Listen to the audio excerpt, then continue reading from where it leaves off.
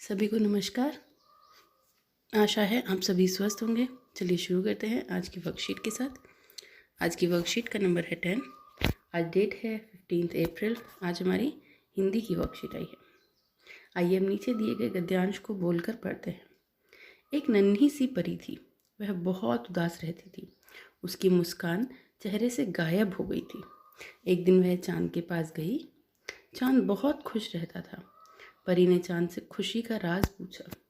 चांद ने कहा, वह धरती पर जाता है, वहाँ बच्चे उसे मामा कहते हैं। ऐसा सुनकर चांद को बहुत खुशी मिलती है। परी ने कहा, मैं भी तुम्हारे साथ चलूँगी।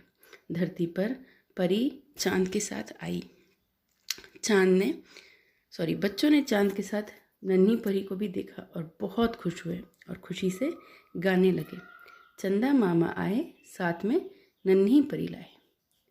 चंदा मामा आए, साथ में नन्ही परी लाए। परी के लिए बच्चों ने बहुत सारे गीत गाए। गीत सुनकर परी की खुशी का ठिकाना ही नहीं रहा। अब वह उदास नहीं रहती थी। अब वह हमेशा मुस्कुराने लगी थी, हमेशा खुश रहने लगी थी। बच्चों, इस गद्यांश के आधार पर हमसे कुछ प्रश्न किए गए हैं। चलिए उन्हें देखते हैं। प्रश्न 1, गद्यांश के आधार पर सही वाक्य के आगे सही और गलत के आगे गलत का निशान लगाएं। पहला उन्होंने किया हुआ है। क, परी एक दिन सूरज के पास गई। क्या परी सूरज के पास गई थी? नहीं, परी चांद के पास गई थी। ख, बच्चे चांद को मामा कहते थे। बिल्कुल सही।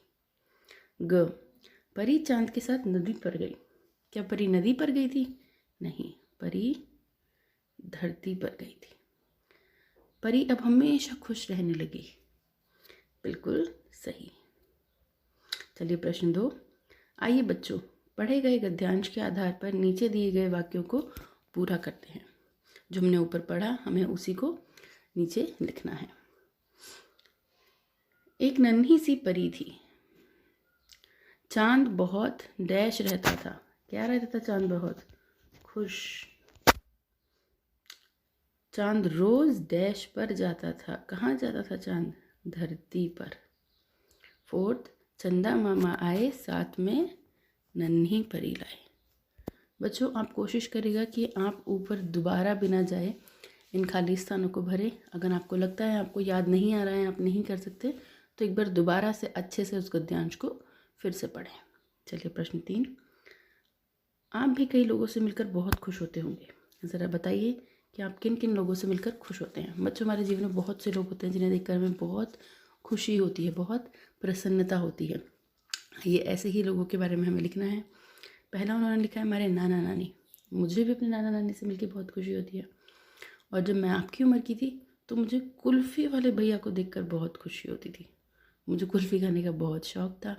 हमारे जो वॉचमैन थे, जो गार्ड थे, मुझे उनसे बात करके बहुत खुशी होती थी, क्योंकि वो हमें नई नई कहानियाँ सुनाते थे, बहुत इंटरेस्टिंग किस्से सुनाते थे अपने।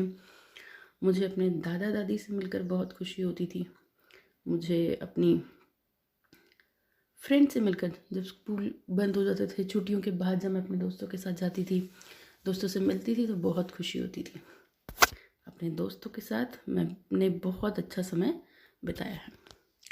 अब 6, आप बताइए और कौन से ऐसे इंसान हो सकते हैं जिसके साथ मिलने से हमें खुशी हो? हमारे पापा मम्मी भी। चलिए, अब है अभिभावकों के लिए सुझाव। बच्चों को बताएं कि खेल खेलना हमारे लिए कितना आवश्यक है। हमारे मानसिक और शारीरिक विकास में इसका बहुत ही अधिक योगदान है। यदि हम मन से खुश रहेंगे तभी हम जीवन में आगे बढ़ सकते हैं। बच्चों के साथ संभव हो तो खेल भी खेल कर देखें। अब है कोविड-19 के दौरान अपेक्षित व्यवहार। अपने हाथ को साबुन में पानी से नियमित रूप से धोएं ताकि आपके हाथ के सभी कीटाणु मर जाएं। बच्चों, ऐसे ही इंटरेस्टिंग, नॉलेजेबल और इन्फॉर्मेटिव वीडियोज़ के लिए इस चैनल को लाइक करें, शेयर करें, सब्सक्राइब करें। Thank you so much.